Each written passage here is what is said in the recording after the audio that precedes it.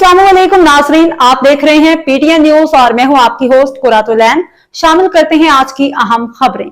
एक हफ्ते में महंगाई में 0.2% कमी, सालाना शरह 5.03% हो गई। प्याज, टमाटर, आलू, चावल, अंडे और चीनी महंगी होने वाली अशिया में शामिल हैं। गुज़िश्ता हफ्ते मुल्क में महंगाई की शरह में मामूली कमी के बाद सालाना शरह 5.03% हो गई है। वफाकी इदारा शुमारियात के मुताबिक गुज़िश्ता हफ्ते 22 अशिया ज़रूरिया की कीमतों में इजाफा रिकॉर्ड किया गया।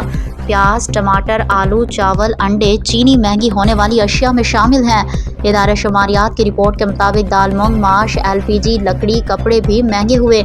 एक हफ्ते में प्याज 12.17%, टमाटर 10.47% महंगे हुए, आलू 3.57%, चावल 1.63%, अंडों के दाम 1.52% तक बढ़े।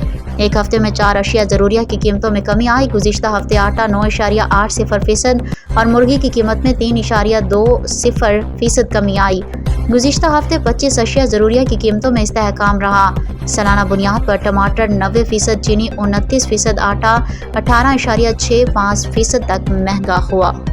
न्यूज स्टूडियो से फिलवक्त के लिए इतना ही। मज़ीद खबरों और अपडेट से बाखबर रहने के लिए देखते रहें पीटीएन न्यूज।